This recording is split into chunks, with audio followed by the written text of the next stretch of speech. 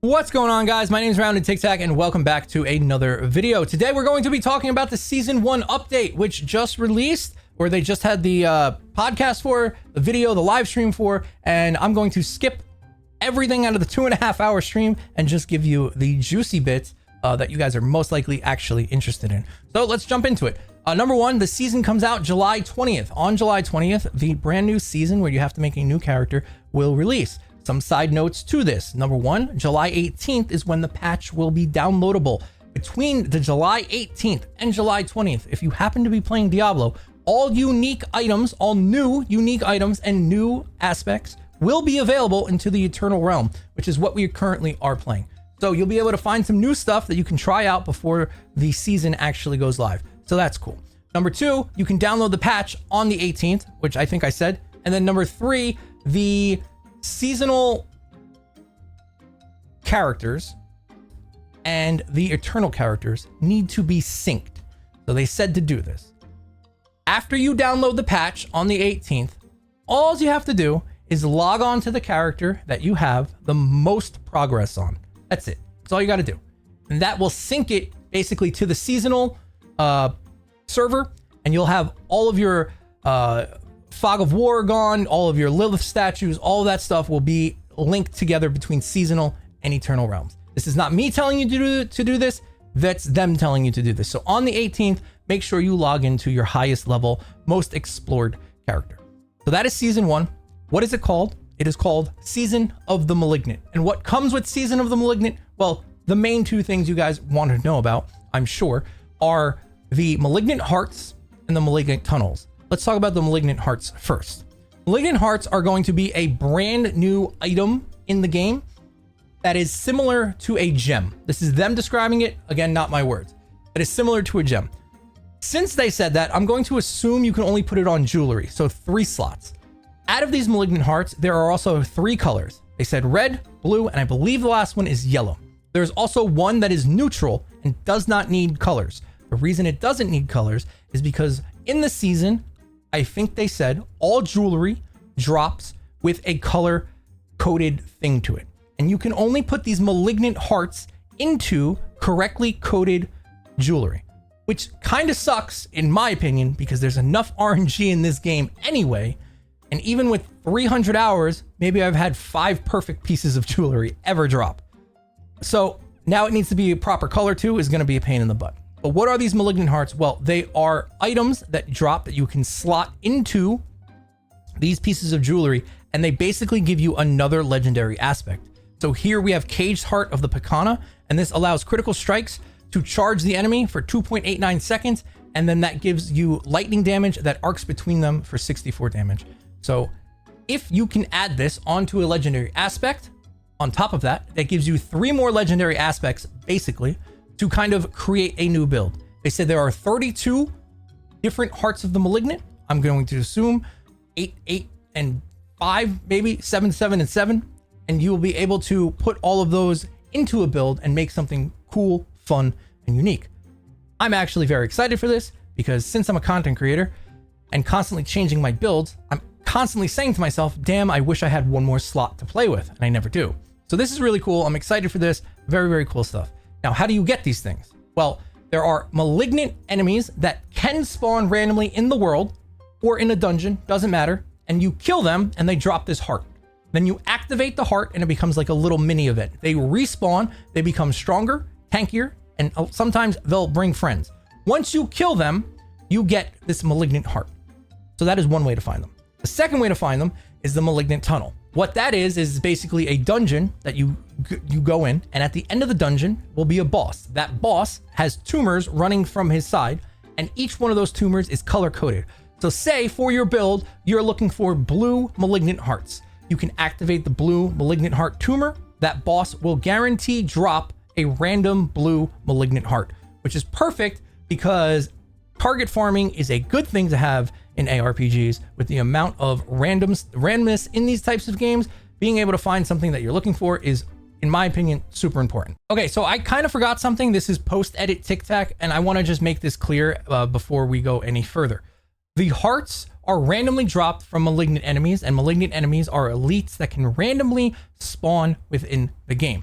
you get whatever heart they drop. However, you can take something called an invoker, and you can craft these things to a malignant outgrowth at the end of a malignant tunnel, and that will spawn and give you the chance to fight the enemy that will give you the specific colored heart that you're looking for. So normally when you come across an enemy, it drops an empty heart.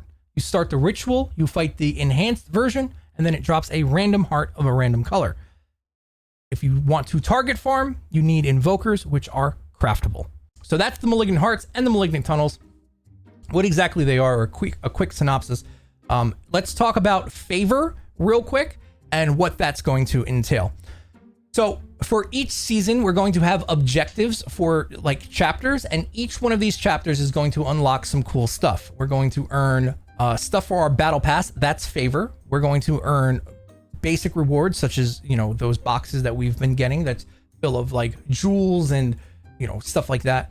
But the cool thing that you also earn for completing these pages of these chapters for this favor is you're going to earn brand new aspects. As you saw in the thumbnail, we have a poison creeper one that allows landslide to be coming out in a circle when you use poison creeper. That's going to be awesome. That unlocks a whole multitude of builds that you can possibly do with like heightened malice and a bunch of other stuff. I'm really excited for this. I'm really happy they added these. And if this chapter 1 reward page is similar to all of the chapter rewards they're doing, they're adding a metric crap ton of aspects. So their build variety should go through the roof. I'm really, really excited about that because that was my biggest concern about the whole thing. So that's favor. As you're playing around, you do gain favor from just killing things. They said that. But as you complete these small little quests, you will be gaining extra favor, completing these chapters and gaining these rewards once you complete all the objectives on them. So keep that in mind. That kind of keeps you moving in a general direction as you're playing the game on a new season. The season you can play from the second you log in, you can just play the new story stuff. You don't have to do the actual story. Your character will have its memory from the eternal character. That's why they want you to sync them.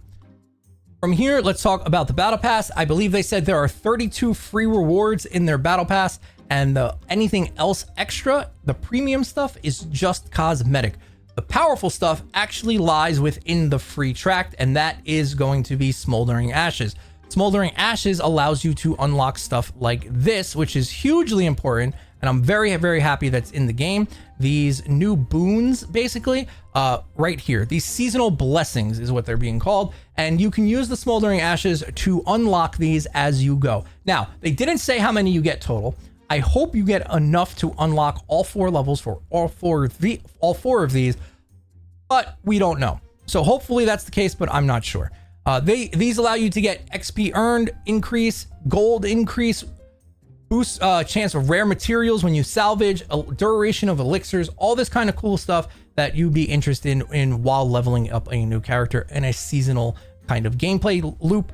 So this is huge. You get it for just playing the game. You unlock these as you go in, and they are a huge quality of life to be able to actually, you know, play the game and not feel like it's a grind as big of a grind. So let's talk about one of the most grindy things in the game, and let's talk about the Renown that is going to be carrying over and what's not going to be carrying over. The Renown currently is not everything is carrying over, but some things are, specifically areas discovered and altars of Lilith.